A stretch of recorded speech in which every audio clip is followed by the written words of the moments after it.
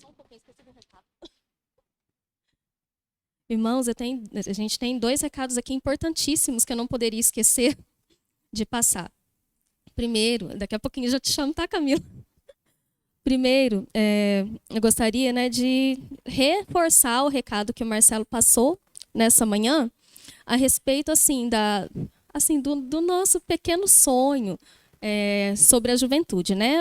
A gente sabe que já está aproximando a época do carnaval e nós acabamos de assumir a liderança agora dos jovens, não tinha como nem programar um retiro espiritual nessa data, não tem como, porque essas coisas são programadas com bastante antecedência, mas mesmo assim, ontem nós tivemos uma reunião com eles e eles expressaram o desejo de nos reunirmos nessa ocasião do carnaval. Só que assim, nós temos o primeiro desafio, que é encontrar o local. E como assim é tudo muito difícil nessa época e vai ser realmente para a gente conseguir um local agora, por mais que nós fiquemos de um dia para o outro, eu creio que vai ser um pouquinho custoso por ser de última hora.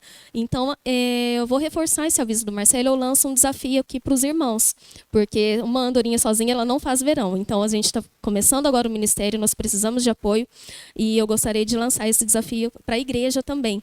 Porque se é importante para eles, enquanto juventude, ter esse momento, né? Imaginem só, a gente já passou por esse tempo de pandemia, estava todo mundo preso, então eles querem agora se reunir e para uma boa causa, que é glorificar o nome do Senhor. Nós temos lá um momento com a juventude num retiro de carnaval. E aqui fica o desafio, nós precisamos de um local.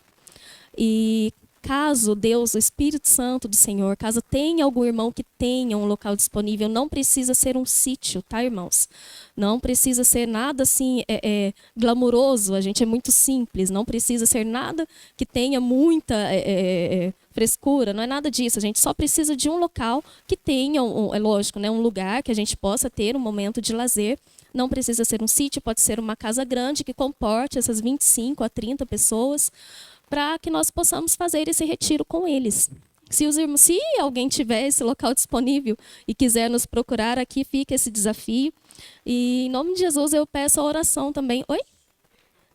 Se souberem de algum lugar também nos indiquem, por gentileza, e eu conto com a oração dos irmãos também por este propósito. Se é importante para eles, passa-se a ser importante também para toda a igreja. Comprem essa causa conosco, amém?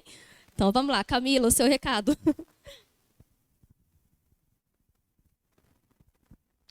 Boa noite, irmãos. Eu estou aqui novamente para dar o mesmo recado que eu dei pela manhã, mas eu já vi irmãos que não estiveram aqui de manhã, então por isso eu vou reforçar.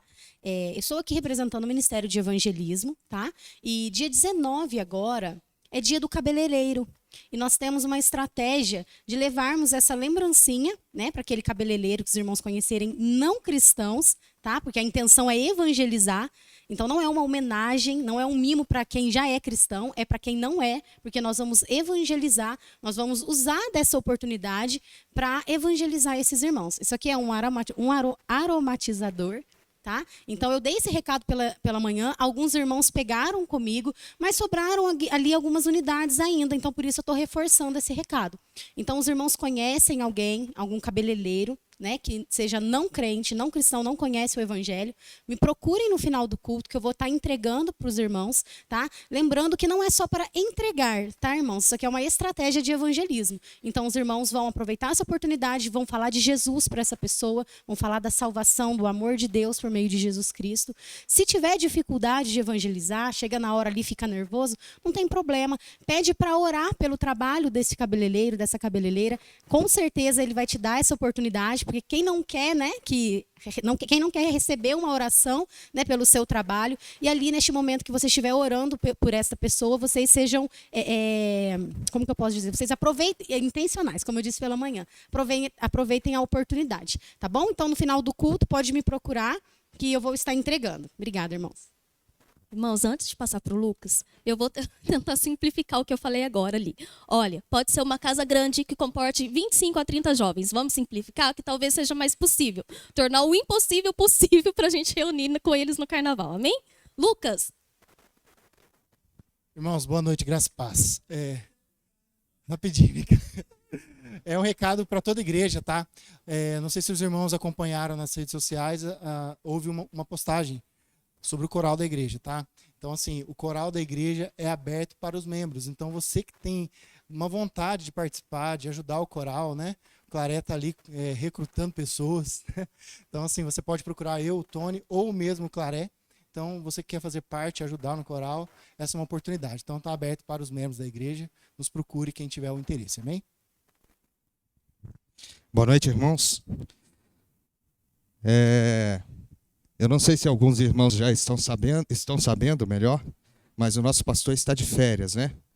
Ele há muito tempo não tirava um tempo maior de férias e ele vai tirar os próximos 30 dias.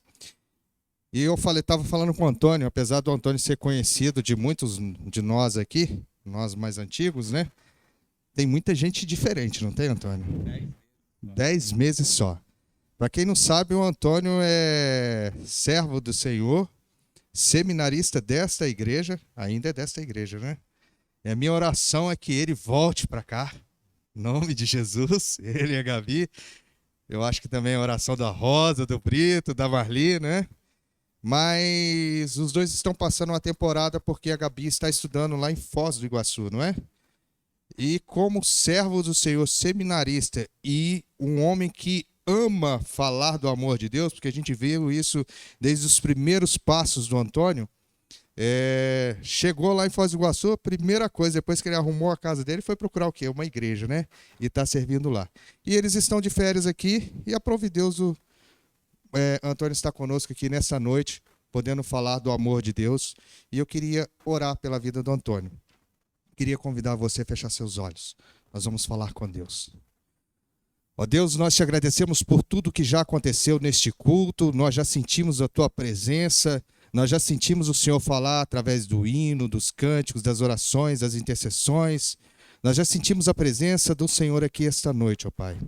Nós te pedimos, ó Pai, que a tua palavra, a palavra que é boa, que é verdadeira, aquela que transforma, aquela que muda, aquela que quebra e refaz, possa, Senhor, ser usada pelo Antônio com toda a sabedoria do Senhor, para a honra e glória do Senhor nessa noite, para que possamos ouvir aquilo que o Senhor quer e não aquilo que nós esperamos, porque aquilo que o Senhor quer é bom, é agradável e é o melhor para nós.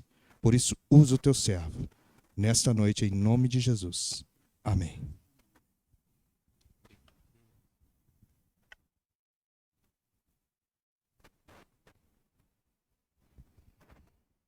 Boa noite, igreja, a graça e a paz do Senhor Jesus. Como é bom ver a igreja hoje, a igreja cheia com muita gente nova. Eu lembro que é comum a gente falar, na verdade, na maioria das igrejas, que janeiro é uma época onde a igreja muitas vezes se encontra vazia, onde a igreja tem muitos irmãos que estão viajando, estão de férias e estão tendo alguns compromissos. Mas não é a realidade que eu estou vendo aqui. Não sei se os irmãos não estão podendo viajar, espero que não. Mas creio que é porque muitos têm identificado a igreja como algo central e importante na sua vida. E muitos têm alcançado. Como eu falei, tem 10 meses que eu fui para Foz e tem muito rosto novo. Foi bom rever os irmãos antigos e está sendo bom também conhecer os irmãos mais novos que estão chegando à igreja. Nesse tempo que o pastor está de férias, eu tenho exposto o livro de Jonas, a palavra de Deus que está contida ali naquele livro do profeta. Eu comecei a expor o livro de Jonas na quinta-feira. Quinta-feira eu preguei o capítulo 1, hoje de manhã preguei o capítulo 2 e hoje, na parte da noite, vou estar pregando o capítulo 3 de Jonas, encerrando então o livro desse profeta na quinta-feira, onde a gente vai expor o capítulo 4. Fica o convite para a igreja, para ouvir a mensagem de hoje e também olhar o final desta narrativa, também na quinta-feira. Antes da gente adentrar no texto de Jonas 3, eu queria compartilhar com vocês uma situação que eu vivi certa vez aqui em Pouso Alegre. Uma vez eu estava andando na rua, em uma rua aqui da cidade, e eu lembro que, vindo na direção contrária a mim, vinha uma mulher. essa mulher, ela estava extremamente aflita. Estava com raiva, estava extremamente emocionada. E ela falava ao celular em alta voz, a ponto de eu longe, eu conseguir escutar o que ela falava. Provavelmente, essa mulher estava falando com o ex-cunhado dela. E ela falava ao telefone com essa pessoa, dizendo o seguinte: eu não aguento mais o seu irmão. Ele me faz mal. Eu não quero mais ver ele. Não adianta insistir. Eu não vou voltar. Eu não quero mais a presença dele na minha vida. Eu não quero nem ver a cara dele. E nisso, essa mulher, ela passou por mim. E ela seguiu o caminho dela e eu segui o meu. Logicamente, o primeiro sentimento que eu senti foi tristeza por ela. Porque a gente nunca se alegra quando vê um relacionamento que está ruim. Não sei os motivos que levaram aquilo, não sei o que acontecia com a vida dela. Mas logo depois de pensar na angústia daquela mulher, eu parei para refletir sobre o amor e a graça de Deus, ali, na minha caminhada. Eu lembrei de quando eu não havia sido alcançado pelo Evangelho, e eu pensei em quantas vezes eu desonrei o nome do Senhor. Era um verdadeiro inimigo de Deus. Alguém que ofendeu o Senhor diversas vezes. E eu pensei, o Senhor tinha todo o direito de tomar a mesma atitude daquela mulher. Eu não quero ver mais o rosto deste menino. Eu não quero mais ver esta pessoa. Mas mesmo assim, ele me buscou. Mesmo assim, ele olhou para minha face. Mesmo assim, ele me trouxe para a família dele. E ainda hoje, alguns dias eu erro, eu peco. Mas quando me derramo diante dele, quando eu confesso os meus pecados como um pai amoroso, ele me perdoa. O texto de hoje fala sobre isso. Fala sobre uma cidade gigantesca com 500, 600 mil habitantes e extremamente tomada pelo pecado, que experimentou o amor e a graça de Deus. Pecadores que mereciam a fúria, o desprezo do Senhor, mas que receberam perdão e a oportunidade de um novo viver. Vamos ler então agora Jonas, capítulo 3.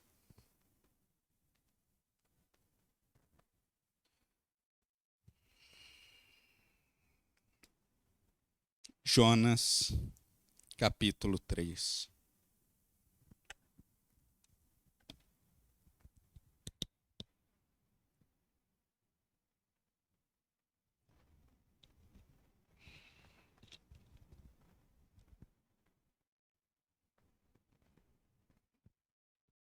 A palavra de Deus diz: a palavra do Senhor veio a Jonas pela segunda vez com esta ordem: vá à grande cidade de Nínive e pregue contra ela a mensagem que eu lhe darei.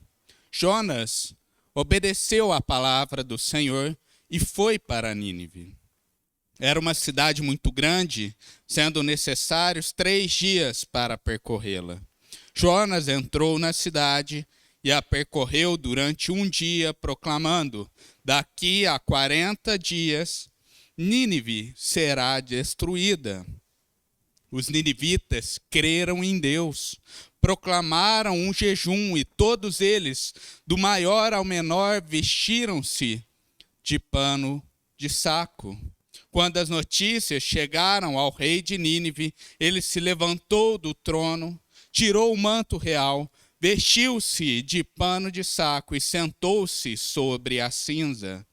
Então fez uma proclamação em Nínive: por decreto do rei e de seus nobres, não é permitido a nenhum homem ou animal, bois ou ovelhas, provar coisa alguma. Não comam nem bebam. Cubram-se de pano de saco homens e animais, e todos clamem a Deus com todas as suas forças. Deixem os maus caminhos e a violência. Talvez Deus se arrependa e abandone a sua ira, e não sejamos destruídos, tendo em vista o que eles fizeram e como abandonaram os seus maus caminhos. Deus se arrependeu e não destruiu como tinha ameaçado. Este é o texto que vamos observar agora à noite. Precisamos relembrar algumas coisas que já vimos até aqui para poder compreender bem este capítulo, o capítulo 3 de Jonas. Quinta-feira a gente expôs o capítulo 1, onde a gente tem um profeta do Senhor, Jonas, um profeta que já era reconhecido lá em Israel, recebendo uma missão, uma ordem dada por Deus. A ordem que o profeta recebe é: vá à cidade de Nínive e pregue contra ela. Leve uma mensagem de juízo àquela cidade. A gente vê que algo nos surpreende. Jonas, ele foge. Jonas, ele não vai à cidade. Vimos já a motivação de Jonas. Se a gente observar quem que era a população de Nínive, a população de Nínive era formada pelos assírios, inimigos históricos de Israel. Já tinham travado diversas batalhas com o povo de Deus. Muito provável, Jonas conhecia pessoas que foram mortos nas mãos de ninivitas, de alguém daquela cidade. Jonas, ele não deseja que aquele povo receba a misericórdia de Deus. E por isso, Jonas foge. Jonas conhecia o poder da palavra do Senhor. Ele sabia que se pregasse naquele local, pessoas poderiam se derramar diante de Deus e Deus os perdoaria.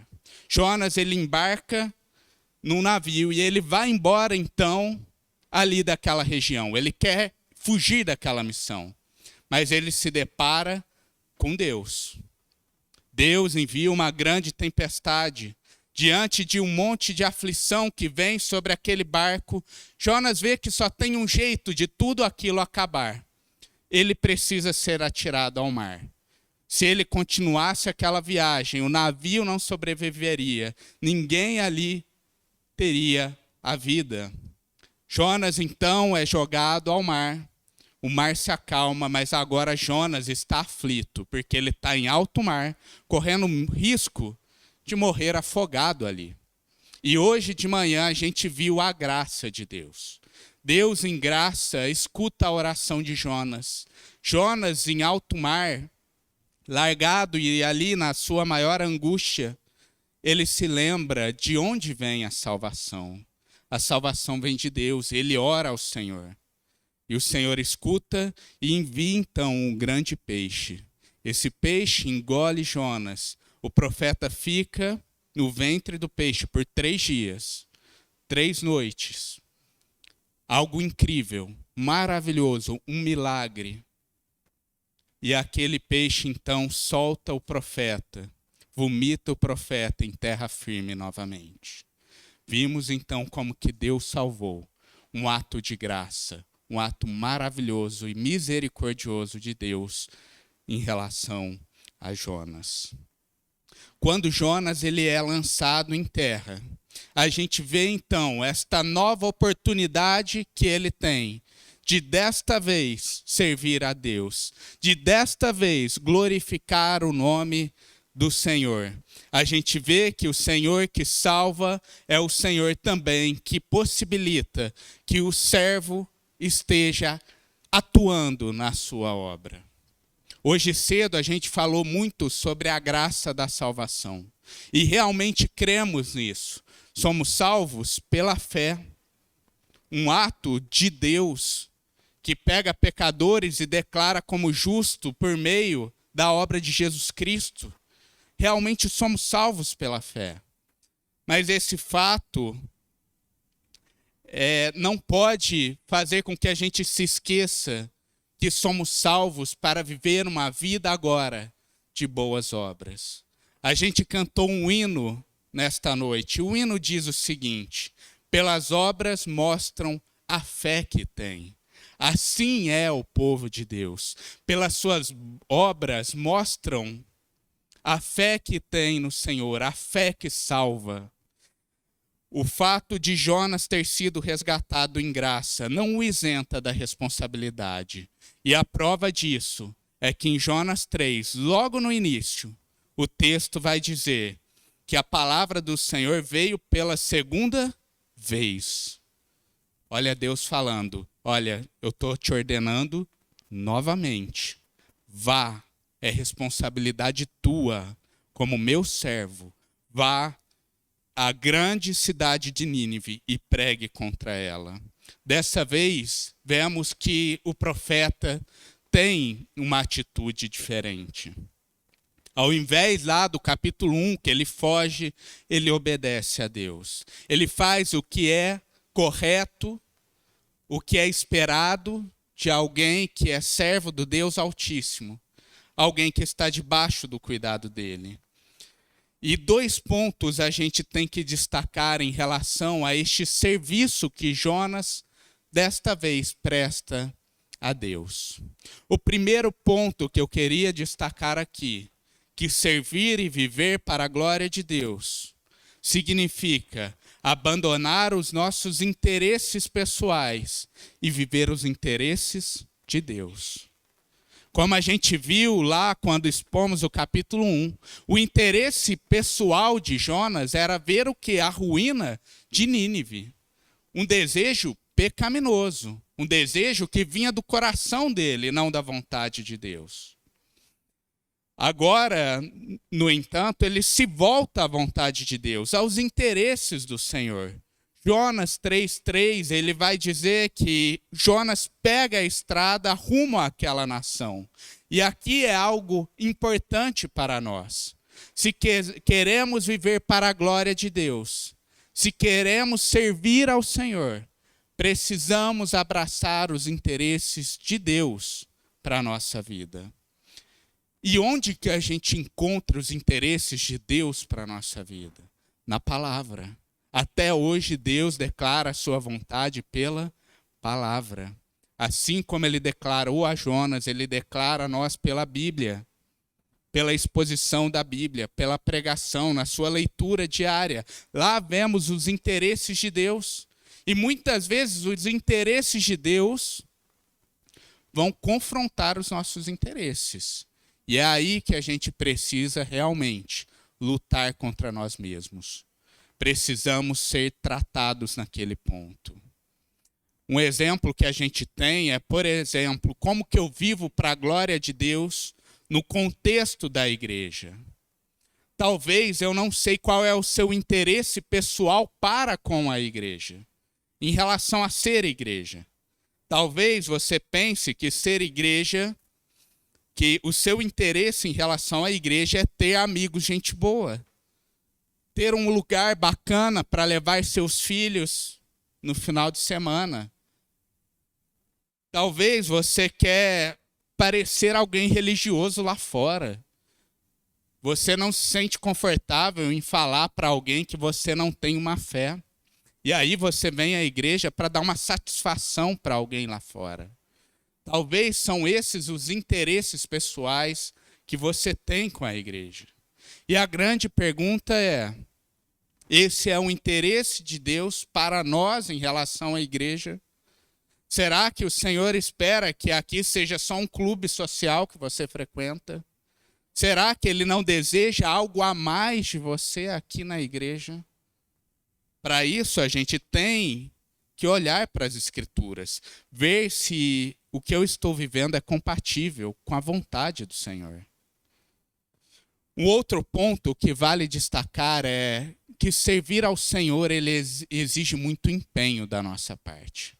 Agora, a gente tem que olhar para o serviço que Jonas fez. Porque às vezes a gente olha para as Escrituras e a gente vai lendo as Escrituras e não para pensar nas questões que envolvem a dificuldade para prestar aquele serviço a Deus, as dificuldades daquela época. A gente vai lendo a narrativa, ela é tão rápida, parece que Jonas foi vomitado ali na beira do mar e ele já estava em Nínive. já foi tropeçando em Nínive ali. Mas essa não é a realidade. Se ele foi ali, largado no mesmo local, ali no próximo a Jope, a gente tem um profeta que teve que andar cerca de 1.200 quilômetros até Nínive para pregar para aquela cidade. 1.200 quilômetros. É a distância de Pouso Alegre até Foz do Iguaçu. Eu sei porque eu faço essa viagem e eu olho a quilometragem. 15 horas de carro, mas ele não tinha carro. Provavelmente a pé ou talvez com algum animal, se assim tivesse o privilégio. 1.200 quilômetros ele andou. A Bíblia vai falar que Nínive era uma cidade grande, realmente era uma cidade grande para aquele período. E 3 dias eram necessários para pregar. O relato vai falar que por um dia inteiro, Jonas, ao chegar ali, ficou pregando naquela cidade. Ele ficou ali gritando e falando com o povo sobre o Senhor. Vemos aqui que a tarefa de Jonas não foi nada fácil. E realmente, servir ao Senhor não é nada fácil. Não se engane pensando que servir ao Senhor não vai ser desafiador. Fazer a vontade de Deus aqui na terra, nesse mundo, nunca será fácil. Exigirá que a gente abdique de horas do nosso tempo, de lazeres que talvez tínhamos planejado. Vai exigir da gente esforço físico, vai exigir esforço intelectual. Muitas vezes servir a Deus envolve sofrimento e dor. Muitos irmãos nossos estão lá, servindo em países perseguidos. Estão vivendo a realidade até da perseguição física, porque essa é a realidade de servir ao Senhor em um mundo caído pelo pecado. Em Mateus capítulo 8, 19 e 20, o mestre da lei chega para Jesus e ele fala o seguinte a Cristo: Mestre, eu te seguirei por onde quer que fores. Jesus respondeu: As raposas têm suas tocas e as aves dos céus têm seus ninhos, mas o Filho do Homem não tem onde repousar a sua cabeça. Seguir a Cristo é isso. Seguir a Cristo vai exigir de nós vivermos estes desafios. Precisamos entender que o serviço cristão vai exigir de nós abraçar os interesses de Deus e muito empenho. Não é nada fácil. Porém, é um dever nosso como servos de Deus. Somos salvos pela graça para a prática de boas obras, para a glória do nosso Senhor. E é isso que a gente anseia, que o nosso Deus seja glorificado em meio ao serviço da sua igreja. Após a ida, então, de Jonas à cidade de Nínive, temos o momento da pregação. Jonas 3:4 vai dizer o seguinte, que Jonas ele entra naquela cidade e a percorre durante um dia, proclamando: daqui a 40 dias, Nínive será destruída. Veja bem, aqui olhando de novo para o cenário de Jonas, tentando ver o texto no contexto que ele acontece. A gente tem Jonas, um profeta, que tinha ficado 3 dias no ventre de um peixe. Por mais que a gente considere isso um milagre, imagine a aparência que esse homem saiu daquele peixe.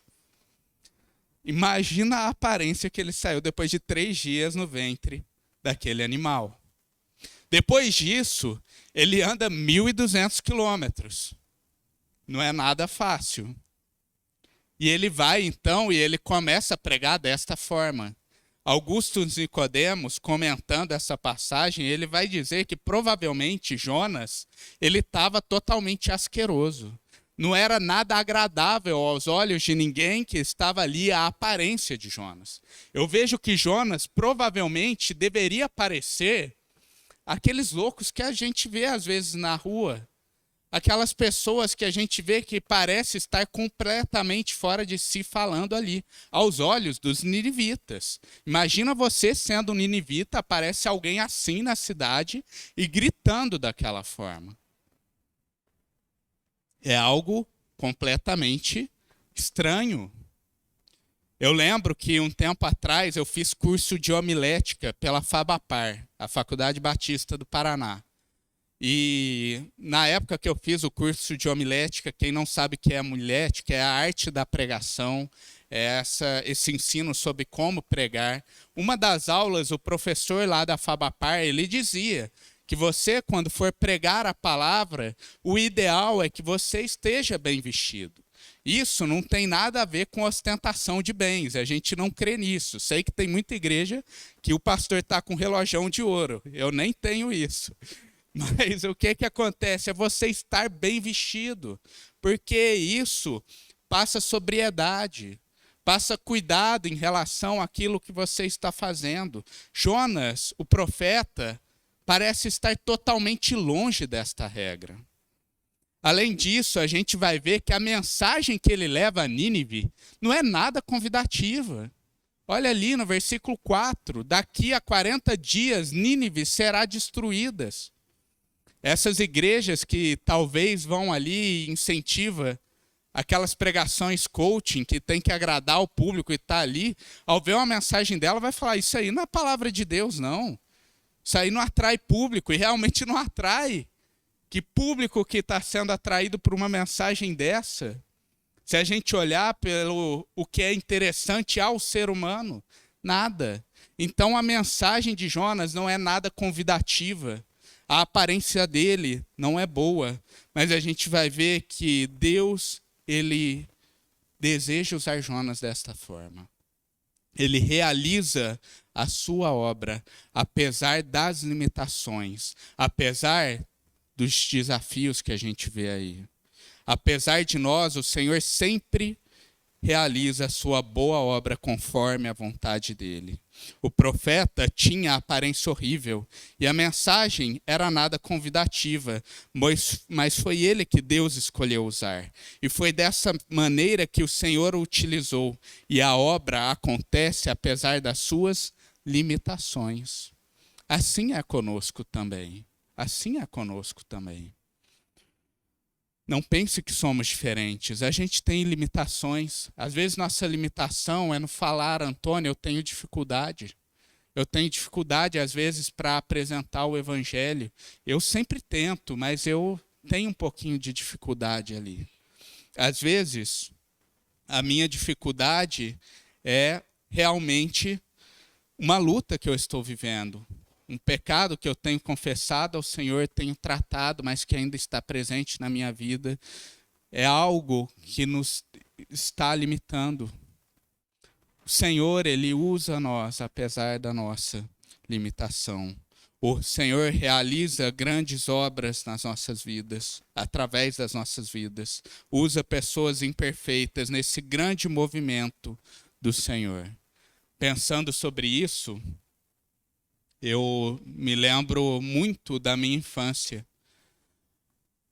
Não sei se os pais aqui têm o costume de fazer isso. Meu pai tinha o costume de fazer isso comigo, de chamar o filho para, às vezes, estar limpando o carro junto com ele no final de semana. E é interessante que o pai, ele convida o filho, vamos lá, filho, limpa o carro com o pai, vamos lá, dá uma mão.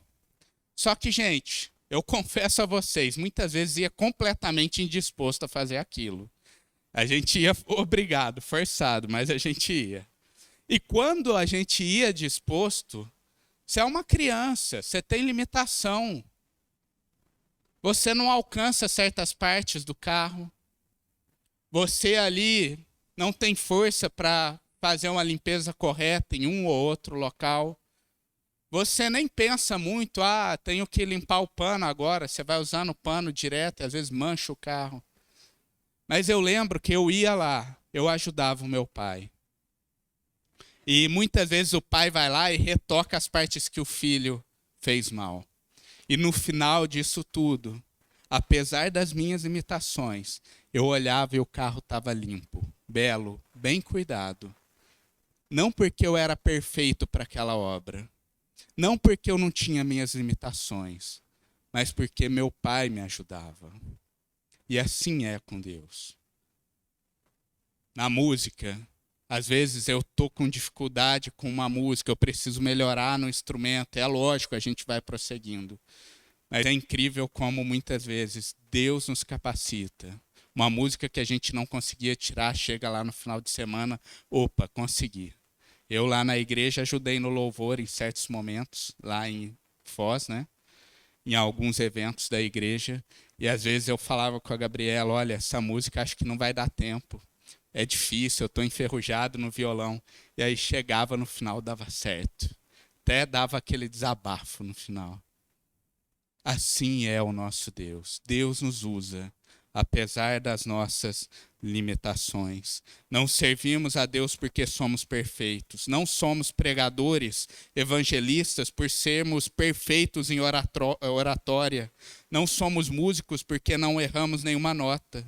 Com certeza teremos dias ruins, falhas, mas Deus continua nos usando em graça e os frutos vêm apesar das nossas limitações. O nosso chamado é para obedecer a Deus, confiando que Ele, de algum modo, nos capacitará. Isso é algo grandioso, maravilhoso. Hoje cedo dei aula para os jovens. Falei, gente, criem coragem para falar o Evangelho de Jesus Cristo. Criem coragem para anunciar as boas novas. Porque o poder do Evangelho reside nele mesmo, no Senhor, que traz o Evangelho a nós. Por isso que não é incomum, às vezes, você ver pessoas que frequentam a igreja com ótimos pregadores, mas que você vai ver como foi a sua conversão. Ah, foi com o Senhor, que de maneira humilde, que de maneira simples, falou de Jesus para mim. E eu, naquele momento, tive um encontro com Cristo. Isso é grandioso e nos dá confiança para servir a Deus. Vemos então que Jonas, ele prega esta mensagem de juízo a Nínive e algo maravilhoso acontece. O arrependimento vem sobre aquela cidade.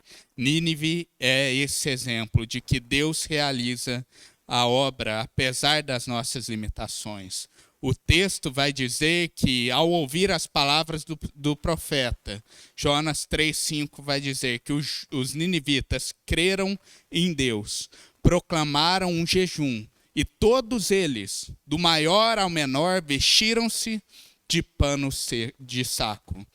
Quando as notícias chegaram ao rei de Nínive, este se levantou do trono, tirou o manto real, vestiu-se de pano de saco e sentou-se sobre a cinza. Vemos aqui uma clara demonstração do arrependimento verdadeiro daquela cidade. Gente, algo que a gente não pensa quando vê no relato de Jonas é que provavelmente, não, com toda certeza, esse é o maior avivamento que a gente tem nas Escrituras. É o maior avivamento que a gente tem na Bíblia. Nunca, em nenhum lugar das Escrituras, tanta gente, em um dia, se voltou verdadeiramente ao Senhor. Lá em Atos a gente vai ver grandes obras, 3.000 se convertendo. Mas aqui são milhares, 500, 600 mil pessoas se arrependendo diante do Senhor. E o maior avivamento, a gente sabe que ele é verdadeiro porque envolve todas as partes de um arrependimento genuíno. A primeira coisa que a gente vê no arrependimento genuíno é o ato de confissão e clamor a Deus por misericórdia. E a gente vê isso em Nínive. O texto bíblico vai falar que aquele povo, eles vão lá e se envolvem de pano de saco. Vai falar que o rei chega a sentar em cinzas. Esses dois atos de você se envolver em um pano de saco, sentar sobre cinzas, se a gente olhar lá no Oriente Médio, naquele período, são os maiores atos de confissão de pecados, de contrição, de clamor ao Senhor por misericórdia. E esse povo faz O rei chega a proclamar um jejum. Em Jonas 3:7, ele fala que todo ser vivo de Nínive deveria entrar em jejum diante do Senhor. Vemos aqui um ato onde aquele povo pecador, aquele povo conhecido pela maldade, se dobra diante de Deus. E isso é algo que envolve o arrependimento. Se você já se arrependeu dos seus pecados em algum momento da sua vida, você confessou isso diante do Senhor. Você se derramou diante do Senhor. Talvez a gente hoje não tenha esse hábito. A gente não senta em cinza, nem se envolve com pano de saco, mas a gente chora. Mas a gente confessa, a gente declara a Deus os nossos erros. Arrependimento genuíno envolve isso. Essa tristeza, essa declaração. Além disso, o texto vai dizer que houve uma mudança de postura da parte do povo. Jonas 3:8 vai dizer que o rei declarou a toda a população para que eles deixassem os seus maus caminhos e a violência. Como vimos lá na exposição do capítulo 1, o maior pecado desse povo era a violência que eles tinham. Eles eram conhecidos por serem extremamente cruéis no campo de batalha. E onde que o rei vai tratar o povo? Onde que aquele povo é chamado a mudar? Na violência, nos maus caminhos. O rei vai falar, olha, abandonem, deixem estes caminhos, esse pecado. A gente vai ver aqui que há um reconhecimento de erro, mas mais do que isso, há um novo viver, uma mudança de postura. O pastor Paulo sempre costuma falar aqui que há uma grande diferença entre remorso e arrependimento de pecados. Porque às vezes você acha que se arrependeu dos pecados porque você vive um remorso. E o que é o remorso? Aquele sentimento de tristeza, aquela angústia. Só que quando isto não vem acompanhado com uma mudança de postura, com uma luta por um novo viver, isso não é olhado como arrependimento genuíno. Você está triste, mas no outro dia você está vivendo a mesma realidade. Você se entristece à noite, de manhã está vivendo a mesma realidade. Agora em Nínive não. Os ninivitas, eles clamaram a Deus. Clamaram pela misericórdia do Senhor, mas mais do que isso, eles adotaram uma nova postura de vida. Vemos então que realmente é um povo tratado por Deus. Tratado pelo Espírito Santo do Senhor. O verdadeiro arrependimento não é somente um sentimento de tristeza ou infelicidade. Ele vem sempre com essa nova perspectiva de vida. O maior diferencial entre este verdadeiro arrependimento e o remorso é o abandono do pecado. E Nínive demonstra isso para nós. Aquele que mentia busca dizer a verdade. Aquele que antes vivia a imoralidade busca um relacionamento que glorifica a Deus. Aquele que antes se embriagava agora vive em lucidez. Essa é a realidade do crente que se deparou verdadeiramente com a realidade do pecado. Não é só tristeza pelo erro, mas é uma nova vida. Eu gostaria aqui de trazer então algumas conclusões, algumas aplicações em relação a esse texto. Primeiro ponto, nós somos chamados a viver os interesses de Deus, sendo servos confiantes no poder dele. Jonas deixou de lado os interesses pessoais dele. Ele tinha certos interesses pecaminosos em relação a Nínive, mas ele entendeu, a ordem de Deus é outra, e eu vou ter que fazer isto, mesmo que vá contra o que o meu coração deseja. Ele abraçou esse interesse, e ele foi e cumpriu.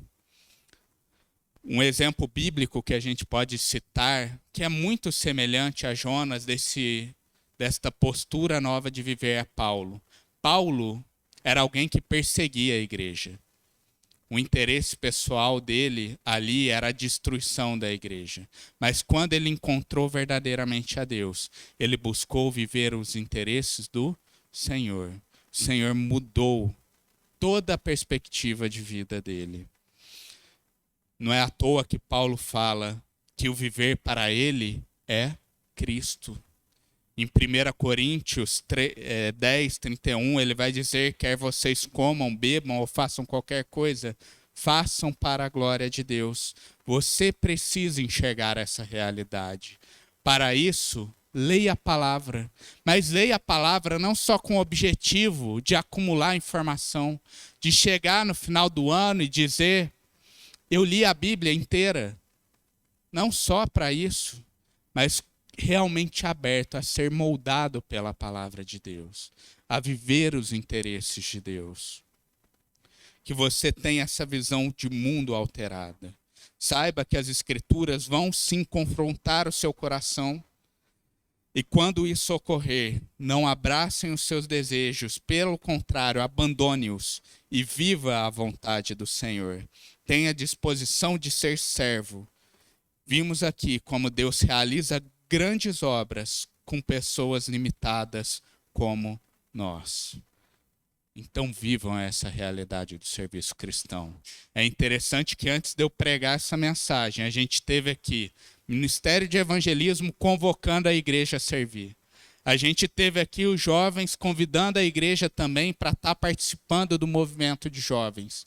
A gente teve aqui o Ministério de Louvor convidando a participar do coral da igreja. Vemos que oportunidades para servir temos. Então a gente tem que arregaçar as mangas e viver para a glória de Deus, confiantes na capacitação que vem dele.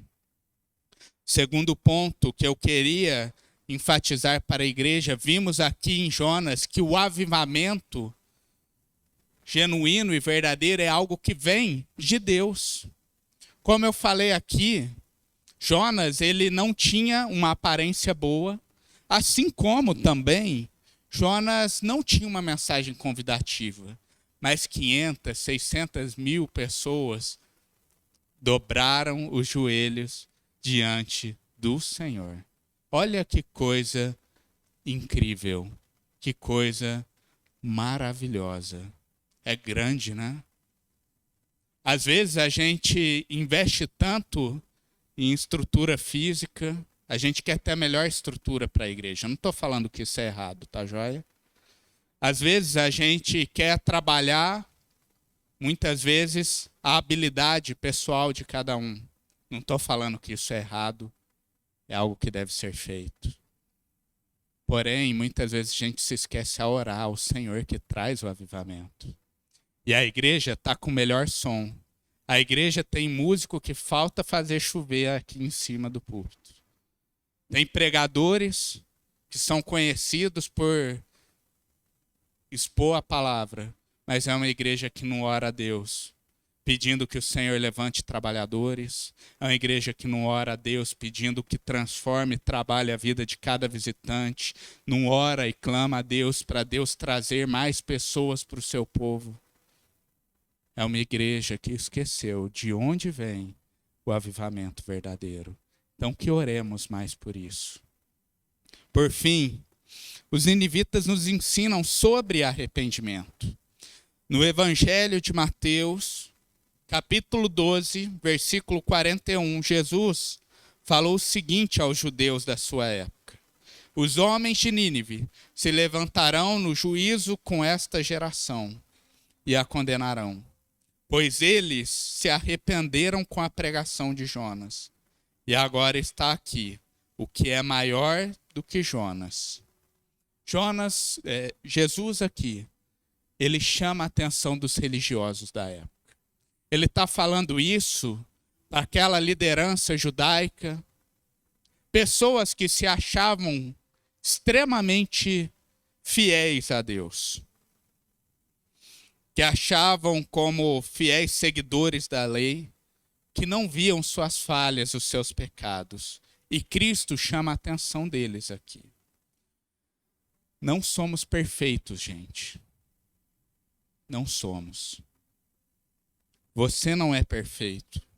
É necessário que, assim como os ninivitas, nos deparemos com a realidade do pecado e nos derramemos diante do Senhor. Vimos aqui uma cidade inteira que, apesar de seus graves pecados, ao ouvir a mensagem de Deus, clamaram por perdão e receberam. Semanalmente ouvimos a voz de Deus também. Toda vez que a Bíblia é aberta e é lida, é Deus falando aos nossos ouvidos. É o Senhor falando conosco.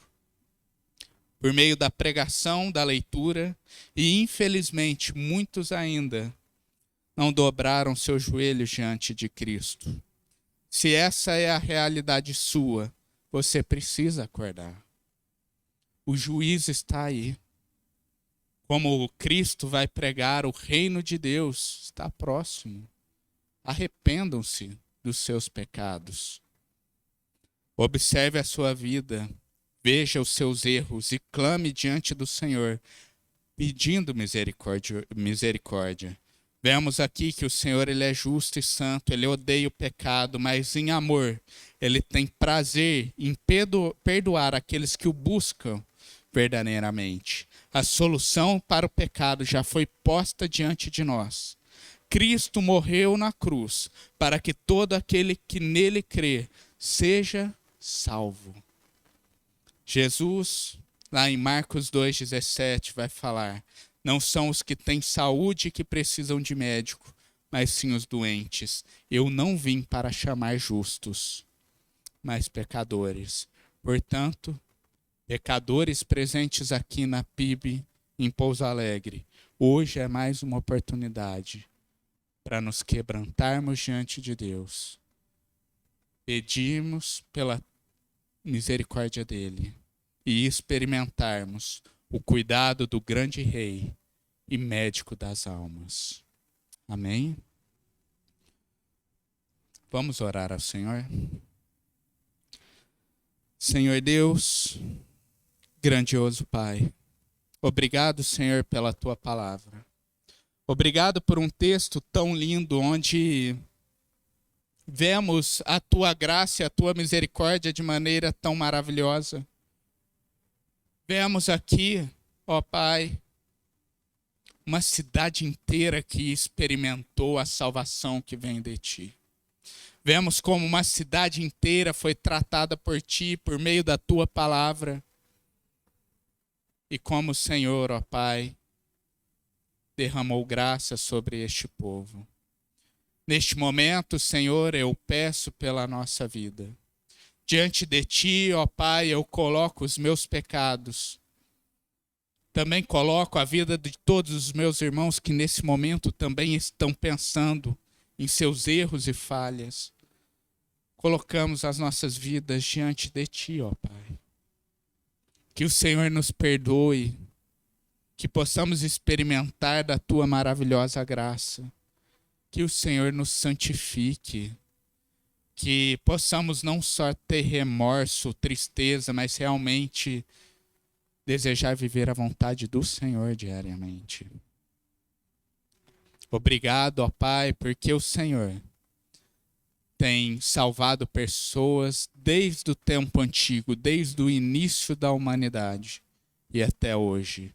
E tudo isso é fruto da graça, do amor imerecido que o Senhor tem para com o seu povo. Que possamos nos maravilhar mais nisso. Que possamos nos aproximar do Senhor, lembrando sempre disso. É essa oração que eu faço em nome de Jesus. Amém.